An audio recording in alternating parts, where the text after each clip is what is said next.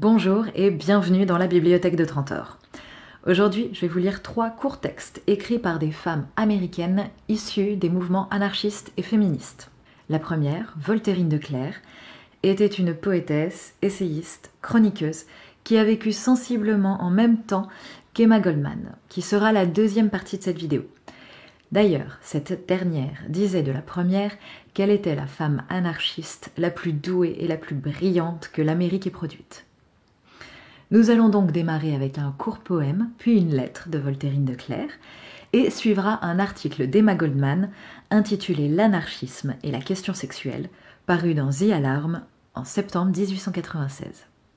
Poème de Voltairine de Cleyre, écrit en mai 1892. Une âme, qui franchissait le portail, s'arrêta à mi-chemin et dit à la vie : « Qu'as-tu à m'offrir » La vie répondit : « De la tristesse, un incessant combat, des déceptions, puis le silence et la nuit. » L'âme dit à la mort : « Et toi, qu'as-tu à m'offrir ? Je te donnerai tout de suite ce que la vie ne t'accordera qu'à la fin. » L'âme se tourna vers la vie. « Et si je vis ? Et si je me bats ? D'autres vivront et se battront après toi, et leurs combats seront plus faciles là où tu auras combattu. Mais à quoi bon leur lutte à eux ? Ils rendront plus léger le fardeau de tous ceux qui naîtront ensuite à la douleur et qui la combattront à leur tour. Mais qu'ai-je à voir avec ces autres ? Qui sont-ils donc ? Ils sont toi.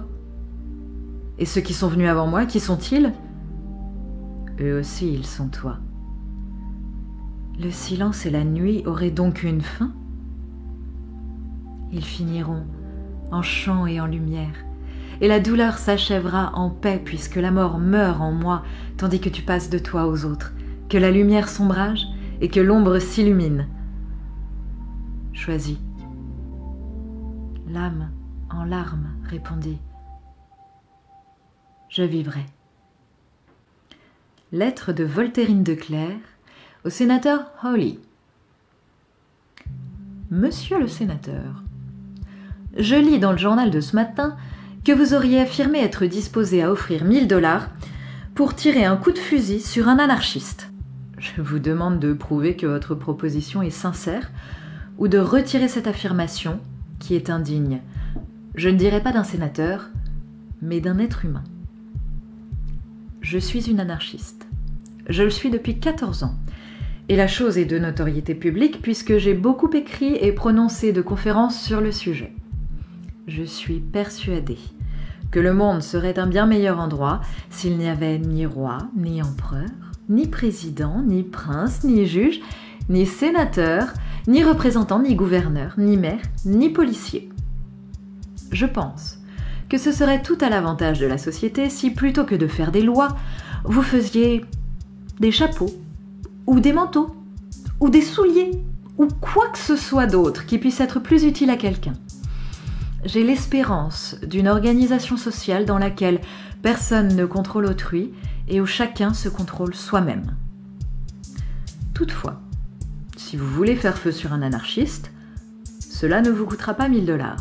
Il vous suffira de payer votre déplacement jusque chez moi, mon adresse est indiquée plus bas, pour pouvoir me tirer dessus sans rien avoir à débourser. Je n'offrirai aucune résistance. Je me tiendrai debout devant vous, à la distance que vous déciderez, et en présence de témoins, vous pourrez tirer. Votre flair commercial américain ne sent-il pas qu'il s'agit là d'une véritable aubaine ? Si, toutefois, le paiement des 1 000 $ est une condition non négociable de votre proposition, alors, après vous avoir permis de tirer, je voudrais donner ce montant à des œuvres qui militent en faveur de l'avènement d'une société libre et dans laquelle il n'y aurait ni assassin, ni président, ni mendiant, ni sénateur. L'anarchisme et la question sexuelle. Article écrit par Emma Goldman le 27 septembre 1896 dans le journal The Alarm. L'ouvrier, dont les muscles et la force sont tellement admirés par la pâle et chétive progéniture bourgeoise, mais dont le travail suffit à peine à lui maintenir la tête hors de l'eau, se marient seulement pour avoir à la maison une femme et une ménagère qui, réduite en esclavage du matin au soir, doit concentrer ses efforts pour maintenir au plus bas le niveau des dépenses. Elle est tellement usée par ces efforts continuels pour permettre au misérable salaire de son mari de les faire vivre tous les deux, qu'elle en devient irritable et n'est très vite plus en mesure de répondre aux demandes d'affection de son mari et maître qui, hélas, arrive assez vite à la conclusion que ses plans ont échoué et se met donc à penser que son mariage est un échec. Les dépenses allant en augmentant au lieu de diminuer, la femme qui a perdu la force qu'elle avait au début du mariage commence à se sentir trahie, et les soucis et la crainte de la famine ont raison de sa beauté peu de temps après son mariage. Elle se décourage, déprime, néglige son travail domestique, et comme il n'y a aucun lien d'amour ni d'affection entre elle et son mari qui leur permettrait de faire face à la misère et à la pauvreté de leur vie, au lieu de s'accrocher l'un à l'autre, ils deviennent deux étrangers l'un à l'autre, de plus en plus attentifs à leurs fautes respectives. Au contraire du millionnaire, l'homme ne peut s'évader vers son club, mais il va au bar, noyer sa misère dans un verre de bière ou de whisky. La partenaire malheureuse de cette misère, trop honnête pour chercher du réconfort dans d'autres bras, trop pauvre pour s'autoriser une quelconque distraction ou loisir, reste dans cet environnement sordide et à peine entretenu qu'elle appelle sa maison, à pleurer amèrement sur la folie qui a fait d'elle la femme d'un pauvre. Et pourtant, il n'y a aucun moyen qu'ils ne se séparent. Si exaspérants que soient les liens avec lesquels l'Église et l'État les ont enchaînés l'un à l'autre, ils ne peuvent être brisés, sauf si les deux personnes décident de leur permettre d'être rompus. Et quand la loi a suffisamment pitié pour défaire leurs liens, c'est que tous les détails de leur vie privée ont été mis à jour. La femme est condamnée par l'opinion publique et sa vie tout entière est ruinée. La peur de cette disgrâce l'entraîne souvent à plier sous le poids des contraintes de la vie maritale sans oser émettre une seule plainte contre le monstrueux système qui l'a brisé comme tant de ses sœurs. Les bourgeois endurent ce système pour éviter le scandale. Les pauvres, pour épargner leurs enfants et par peur de l'opinion publique. Leurs vies ne sont que mensonges et hypocrisie. La femme qui vend ses faveurs est libre de quitter quand elle veut l'homme qui les achète. Tandis que la femme respectable ne peut se libérer d'une union qui l'humilie. Toutes les unions artificielles qui ne sont pas consacrées par l'amour relèvent de la prostitution, qu'elles soient sanctionnées ou non par l'Église et la société. De telles unions ne peuvent avoir qu'une influence dégradante à la fois sur la morale et la santé de la société. Ce système, qui force les femmes à vendre leur féminité et leur indépendance au plus offrant, n'est qu'une ramification du même système infernal qui permet à quelques-uns de vivre sur les richesses produites par leurs semblables, dont 99% doivent travailler et se réduire en esclavage du matin au soir pour un salaire à peine suffisant à leur survie. Cependant que les fruits de leur travail sont absorbés par une minorité de vampires désœuvrés qui vivent entourés de tout ce que le monde compte de plus luxueux. Arrêtons-nous un moment à la contemplation de ces deux images du système social en vigueur au XIXe siècle. Regardons les maisons bourgeoises, ces endroits magnifiques dont la vente du seul ameublement pourrait subvenir aux besoins de centaines d'hommes et de femmes. Regardez les soirées et les dîners des enfants de ces bourgeois, dont un seul plat aurait suffi à nourrir des centaines d'affamés pour qui un repas d'eau et de pain est un luxe.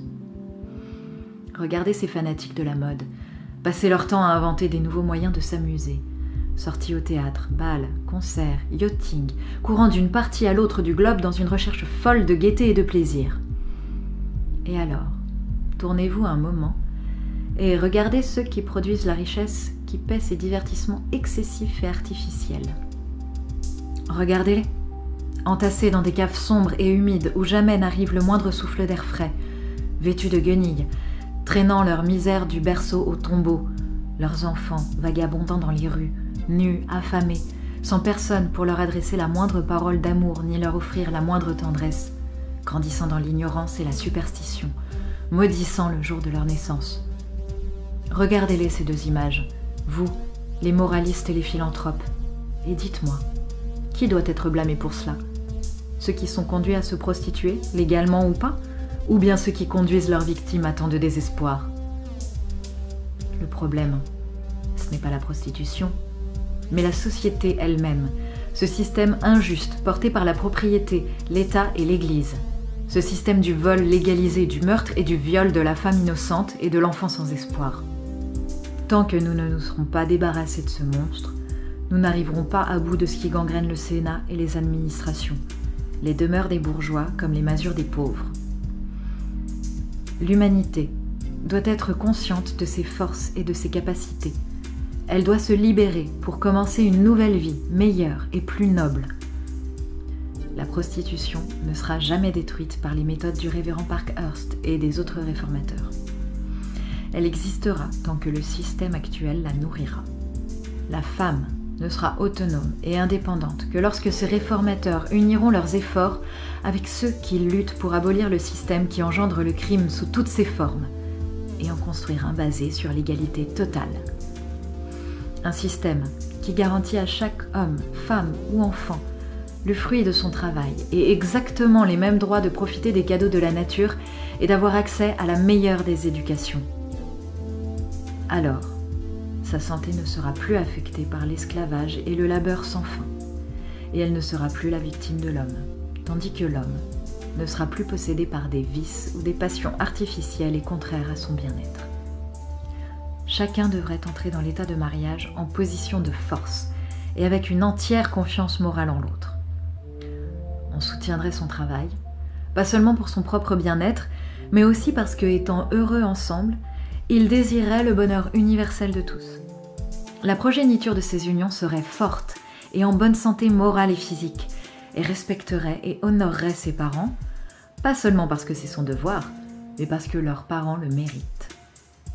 La communauté tout entière prendrait en charge leur éducation et leur porterait attention. Et ils seraient libres de suivre leurs penchants, et il ne serait pas nécessaire de leur apprendre la flagornerie et les techniques de base pour s'attaquer à leurs semblables. Leur objectif dans la vie serait non pas d'acquérir du pouvoir sur leurs frères, mais de gagner l'estime et le respect de chaque membre de la communauté. Si l'union d'un homme et d'une femme se révélait insatisfaisante et désagréable pour eux, ils pourraient se séparer de façon douce et calme, et n'auraient pas besoin de détériorer les quelques liens du mariage en continuant une union peu agréable. Si au lieu de persécuter les victimes, les réformateurs d'aujourd'hui s'unissaient pour éradiquer le problème, la prostitution ne déshonorerait plus jamais l'humanité. Supprimer une classe et en protéger une autre n'est pas que pure folie, c'est un crime. Ne détournez pas la tête, vous, hommes et femmes moralistes. Ne vous laissez pas influencer par vos préjugés. Considérez la question d'un point de vue objectif. Au lieu de faire usage de votre force inutilement, donnez donc un coup de main à l'abolition de ce système corrompu et malade. Si la vie maritale ne vous a pas privé de tout honneur et d'estime personnelle, si vous éprouvez de l'amour pour ceux que vous appelez vos enfants, vous devez, pour votre salut et celui des vôtres, lutter pour l'émancipation et l'établissement de la vérité. Alors, et seulement alors, le mariage cessera d'être un fléau.